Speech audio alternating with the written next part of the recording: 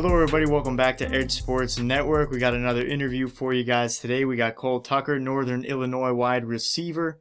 Cole, thanks so much for joining us here on the site today. It's great to have you on. Awesome. It's great to be on. Glad to have you here. I want to start off. It's been a weird off season.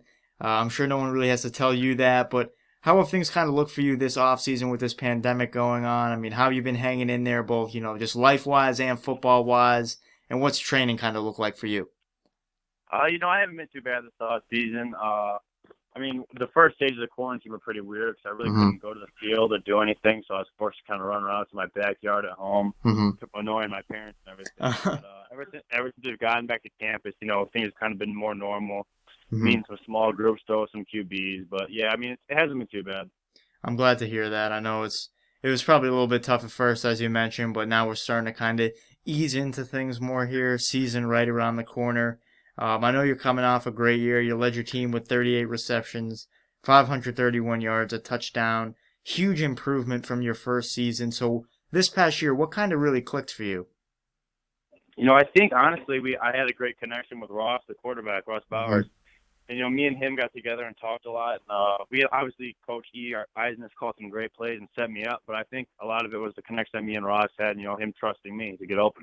That connection was real prevalent right there. And I know, after your first season, you did see some play time there. How'd you kind of use that first year to kind of, work off of this past season and use that first year as a jumping off point to really have a successful sophomore season here?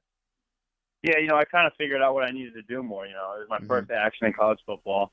I kind of realized what it was all about and what I needed to work on, and that really helped me in the offseason get prepared for my sophomore year. And I know you took that redshirt season too. I've talked with so many guys that have taken, a redshirt year. I feel like I've talked to more guys who have ended up taking a redshirt season as opposed to not taking one. How'd that year kind of help you? And was that tough to kind of sit out, not have action for that one season? Or did you find it to be really beneficial? I found it beneficial, but it also was kind of tough not being able to play. I still was lucky enough to travel to all the games, so I was kind of there on the team, like part of the team. But it sucks not being able to play, but it definitely helped me because I definitely needed the time in the weight room to get to fix my body and get stronger, and that really came a long way. I know. You looked really prepared this year. And I know you looked good in your first year as well, but this year was just very, very evident. I know also in your first season you did spend some time returning punts. Did that kind of help you at all at the wide receiver position? I know obviously punt returners, you got to be quick, you got to be able to make your cuts. So as a wide receiver, did that kind of translate? Yeah, I think it did. I think my ability to return punts also kind of opened the eyes of the coaches a little bit. Towards the end of my redshirt freshman year, I was getting more opportunities in quick game and the screens and everything. So I think me being able to return punts kind of carried over into the run with the ball aspect of a receiver position. Definitely looked like it helped you out there. And I know, punt returns, not really the only experience you had, in a different part of the game as opposed to wide receiver. I know back in high school, you also played some safety. I don't know. I want to talk to you about this a little bit. Coming out of high school, was safety ever an option to play at the college level, or were you always kind of set on wide receiver? No, I was strictly a receiver coming out of high school. I sparingly played safety in high school. It was only on against passing teams, really, when we knew they were throwing the ball. For sure. I know. I'll ask you this too. Did the safety position help at all at the wide receiver? I know as a safety, you kind of got to know what a receiver is going to do. So knowing that other part of the game, has that helped you, kind of knowledge-wise as a receiver? Yeah, a little bit. I wouldn't say I got too in depth in in the technique and everything about receiver or about safety. But just being able to kind of know what the defense they're looking for helped me as a receiver when I really got out there and started focusing on that only.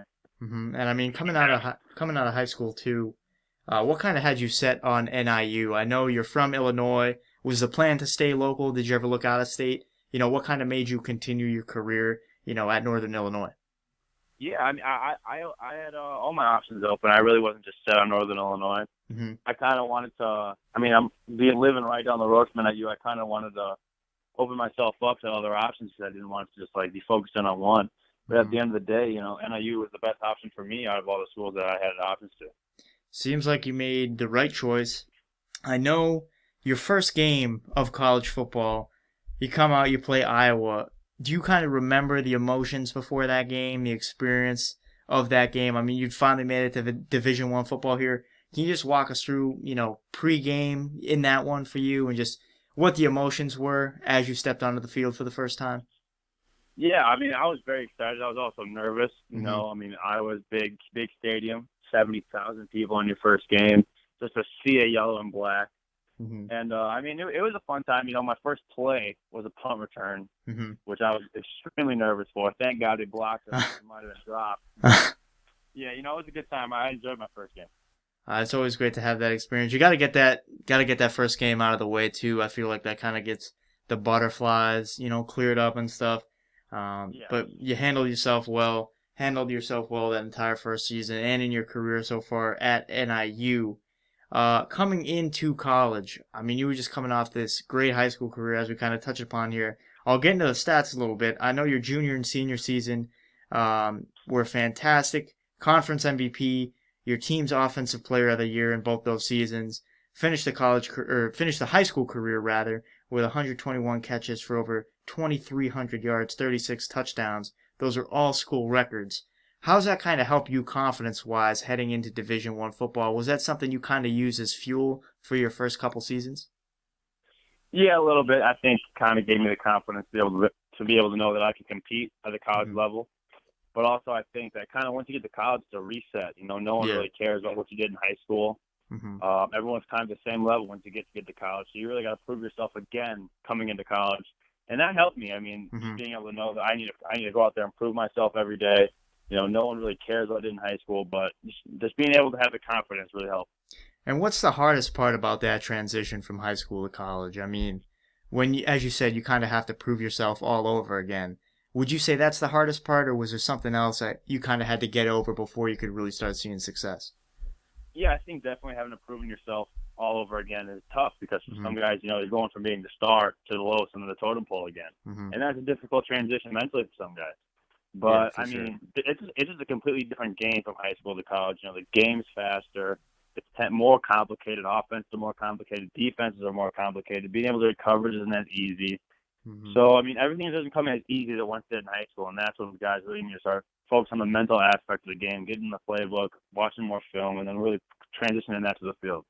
Certainly a transition, both mentally and physically on the field for you.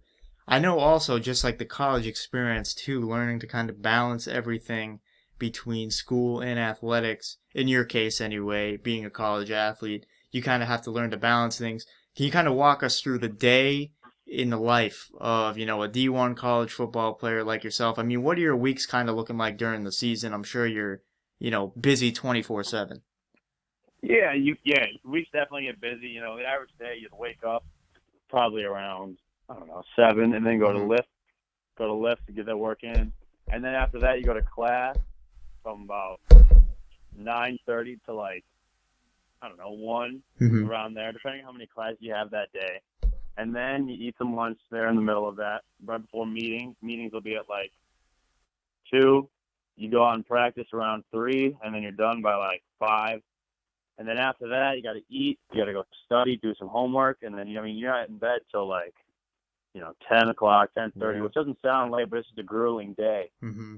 of just like nonstop on the move. So there's really not much time to like play video games, just watch TV. Those Yeah. come sparingly on off days maybe. Ah, man, those are those 16 to 18-hour days of work. And seems like it's always just a different form of work, whether it be football, academics, just training, working out, even eating too. I mean, you gotta fit in a few meals there. So, you're definitely staying busy. And I know it's a lot to juggle, but so far so good for you. And you seem to manage it well. And just kind of looking back at your first 2 years here at NIU, what have been some of kind of your favorite memories that you've had, either with the team or just off the field? How have you kind of liked this NIU community? I know you grew up right down the street, as you said. So how's the school kind of treated you in your first 2 seasons here? Oh, I mean, the school has been awesome. Mm-hmm. The community is great. People are always coming out to the games. Recognizing you wherever you go. So Mm-hmm. that's amazing. They really embrace football, NIU football into the DeKalb community. And I mean, obviously, my favorite memories, like we won the MAC championship my redshirt freshman year, so that was probably the best memory I've had playing football so far. Just being able to do that with all my friends and brothers, it feels great to be able to accomplish something so big for Northern Illinois. I know doing it in kind of the hometown region, the hometown area always seems to make it more special. And you're doing just that so far. You're so early on in your career here, just about halfway through, a little more than halfway now, I guess, with the season fast approaching. But what are you kind of looking forward to in this upcoming season here? Do you have any goals that you're really zoned in on for yourself and for the team? Yeah, as a team goal, I'd really love to get back to the MAC championship, be able to compete for that. I think we have the team to do it. We have a strong offense, strong defense. And personal goal of mine, I'm shooting for 1,000 yards receiving. It's a tough kind of milestone for everybody, but I think, with the offense and the great quarterback and the weapons around me, the guys around me help me. I think, and great coaching, obviously, I'll be able to get there. I think that's a great goal to have. You're definitely trending in the right direction right now. Obviously made the improvement from 2 years ago to this past season. So if you keep trending in this right direction, I mean, you're definitely going to get that 1,000 receiving yard season, no doubt about it. I always kind of like to wrap up the interview with a fun question and a question that you might have thought about, you might have not. We'll get to that one there. But first question for you, if you could catch a touchdown from any quarterback in the NFL, past or present, can be anyone, who would it be and why? Oh man, that's tough. I'd probably have to go with, I don't know, I'd probably go with Drew Brees because he's throwing the most of them. It'd probably be cool to catch a touchdown from a guy who's throwing so many of them. I don't know, there's a lot of different answers. I feel with Brady, Brees, any of those guys. I think, Drew Brees would be a good one. I think that's a good one too. I mean, you got a lot of tough options right there. I mean, every time we have a receiver on the site, we ask him who the quarterback would be. Usually, I'd say top answer, definitely Brady. And then, like, that mid-tier is like, Breeze, Aaron Rodgers, Peyton Manning, like, stuff like that. And then Any of those guys are good options, to be honest. Exactly. The increasingly popular answer now is Lamar Jackson, though. I mean, that one is really trending upwards. Yeah, but he's a monster. I'd be honored to catch touchdown. Exactly. So he's definitely on the up and up. So he's definitely been a popular answer. Just obviously coming off the unbelievable season he just had. So, but yeah, I mean, Drew Brees not a bad choice at all either. One of the greats we've had in the game, and can't go wrong with that one. So, the $1 million question though, I want to ask you, like, let's look. We'll say 5 years down the road here, year 2025. If you could kind of craft the perfect scenario for yourself, what would you kind of be doing, and what would be the ideal situation for Cole Tucker? I mean, my obvious goal and dream is playing the NFL. So if that happens, I'd be more than happy to go and play there. But if the NFL doesn't work out and everything, I'd love to be able to. I mean, I'm a marketing major, so I'd love to get into that business arena of work and be able to create a good living for myself. Just have a good family, just have a life. Nothing too special. For sure. I mean, that's kind of the American dream right there when it comes down to it. You've set yourself up really nicely. I want to congratulate you on a great start to your career early on here at NIU. And, myself and everyone at the site here wishing you nothing but the best this upcoming season, beyond with NIU here, and obviously your post-career wherever you do end up after NIU. So wishing you nothing but the best of luck, Cole. But again, I want to thank you so much for joining us here on the site today. Great to have you on, and we'd always be glad to have you back.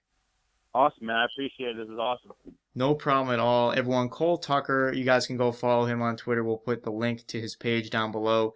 Make sure you keep updated with his career at NIU and beyond. And we'll also put a link to NIU's football website so you guys can follow for team news and team updates throughout the course of the season. But guys, thanks so much for joining us here on Edge Sports Network. Another interview in our summer series. Hope you guys are staying safe, staying healthy. And as always, we'll catch you guys next time.